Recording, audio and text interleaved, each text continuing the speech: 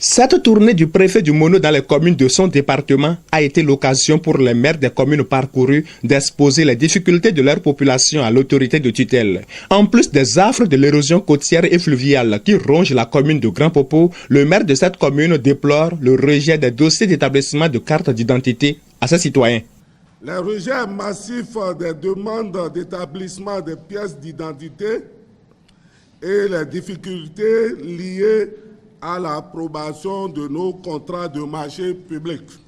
Le préfet Komlan Cedro Zinsou promet solutionner les motifs de rejet des dossiers de cartes d'identité aux citoyens de Grand Popo. Mais pour ce qui concerne l'érosion côtière, il propose de remonter la préoccupation à qui de droit. Il y a des problèmes que nous, à notre niveau, nous pouvons régler. Par contre, d'autres doivent être posés à la hiérarchie. Il n'y a pas que le fleuve Mono qui complique l'existence aux populations d'Atiémé avec les inondations cycliques. Selon le maire de la commune, même ceux qui devraient leur fournir de l'eau potable et de l'électricité ne se pressent pas pour régler les perturbations créées par les travaux d'aménagement de la ville. J'ose affirmer ouvertement que pendant plusieurs mois depuis l'année dernière, la SONEB et la SB2E semblent avoir décidé d'afficher un véritable mépris vis-à-vis des habitants des différentes localités de ma commune. À l'occasion des travaux d'assainissement de la ville, des tuyaux de conduite de l'eau potable de la SONEB ont été cassés pendant plusieurs mois donc. Et en raison de l'absence d'entente entre la SONEB et les entreprises chargées des opérations d'assainissement et de pavage, les ménages de la ville d'Atiémé ont été privés d'eau potable pendant plusieurs mois.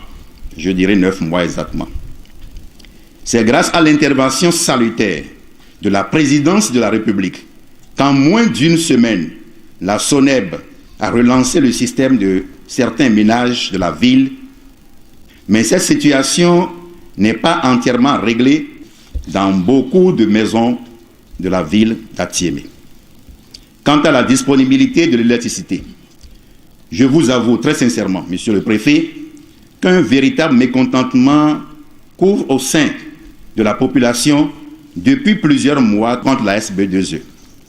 En effet, non seulement au cours d'une journée à Atiémé, le courant électrique est coupé plus de 10 fois d'affilée et il arrive qu'à 20 heures de heure de pointe, l'électricité nous lâche brutalement et toute la nuit, la commune est dans l'obscurité totale, alors que nous sommes une commune frontalière où on est censé avoir de minimum de dispositions pour protéger la libre circulation des personnes et des biens. Quoique récurrente à Atiémé, le problème d'électricité devra être réglé de manière globale, à en croire le préfet Zinsou. Le problème d'énergie doit être réglé de façon globale.